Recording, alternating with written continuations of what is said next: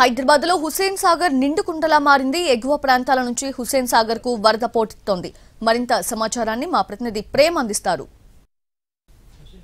రోజులుగా హైదరాబాద్ లో కురుస్తున్న భారీ వర్షాలకు హుస్సేన్ సాగర్ అంతా కూడా పూర్తిగా నిండిపోయి నిండుకుండలా కనిపిస్తుంది. ఎగువ ప్రాంతంలో కురిసినటువంటి యొక్క భారీ వర్షాల నేపథ్యంలో అటువైపు నుంచి ఆ యొక్క నాలాల ద్వారా వచ్చేటటువంటి యొక్క వరద నీరంతా కూడా చేరి హుస్సేన్ సాగర్ అంతా కూడా అటు FTL లెవెల్ని కూడా మించి ఈ యొక్క వరద కూడా వచ్చి చేరినటువంటి పరిస్థితి కనిపిస్తుంది. అయితే ఈ యొక్క FTL లెవెల్ని కూడా దాటి నిన్నటువంటి యొక్క వరద నీరంతా కూడా అధికారులు దిగువ ప్రాంతానికి కూడా విడుదల చేస్తున్నారు. ప్రస్తుతం మనం చూస్తున్నాం ఏదైతే ఈ యొక్క హుస్సేన్ సాగర్కి సంబంధించినటువంటి నిండుకుండలా కనిపిస్తున్నటువంటి ఈ యొక్క నీళ్ళంతా కూడా ఎగువ ప్రాంతాల నుంచి వచ్చినటువంటి వరదను కూడా ఇట్లా మనకు కనిపిస్తున్నటువంటి ఆ తూంల ద్వారా కూడా నీటినంతా కూడా దిగువ ప్రాంతానికి విడుదల చేస్తున్నారు.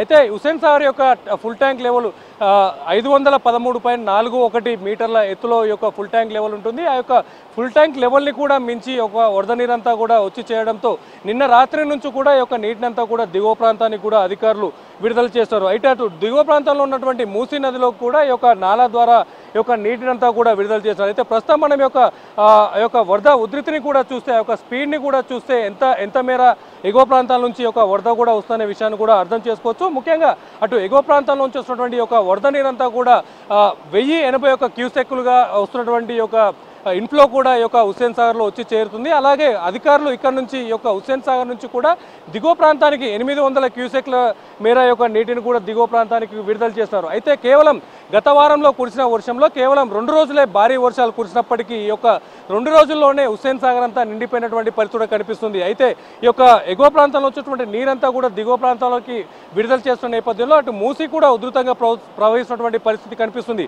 అయితే ఇదే వర్షం మరో వారం రోజుల పాటు కూడా ఈ వర్షం కురిసే అవకాశం ఉందని చెప్పేసి అటు వాతావరణ శాఖ కూడా తెలియజేస్తారు. అయితే ఈ యొక్క నీటిని కిందికి విడుదల చేస్తున్న నేపథ్యంలో కూడా ఈ యొక్క గతంలో ఉన్నటువంటి నాలాలు అంటే మొన్న కురిసినటువంటి 2 రోజుల వర్షాల నేపథ్యంలో కూడా పలుచోట్ల ఈ యొక్క నాలాలకు ఏర్పాటు చేసినటువంటి గోడలు కూడా కూలిపోయినటువంటి పరిస్థితి ఉంది. అయితే ఇప్పటికైనా అధికారులు అప్రమత్తమై ఎక్కడెక్కడ శిథిలావస్థలు ఉన్నటువంటి యొక్క నాలాలను కూడా చెక్ చేసి అక్కడ ఉన్నటువంటి ఆ యొక్క లోతట్టు ప్రాంతాల్లో ఉన్నటువంటి ప్రజలను కూడా అక్కడ నుంచి ఖాళీ చేయించాల్సినటువంటి అవసరం ఖచ్చితంగా ఉంది. అంటే ఈ యొక్క వారం రోజుల్లో మరొక 2 రోజులు ఇలాంటి భారీ వర్షాలు కురిస్తే ఖచ్చితంగా కూడా ప్రమాద స్థాయికి చేరుకునే పరిస్థితి కూడా ఉంటుంది. అయితే ముందే అలర్ట్ కావాల్సినటువంటి అధికారులు ఖచ్చితంగా ఈ యొక్క దిగువ ప్రాంతాల్లో ఉన్నటువంటి ప్రజలను అప్రమత్తం చేస్తూ అవసరమైతే అక్కడ నుంచి ఖాళీ చేయాల్సినటువంటి అవసరం కూడా ఉందని చెప్పేసి అధికారులు తెలియజేస్తారు.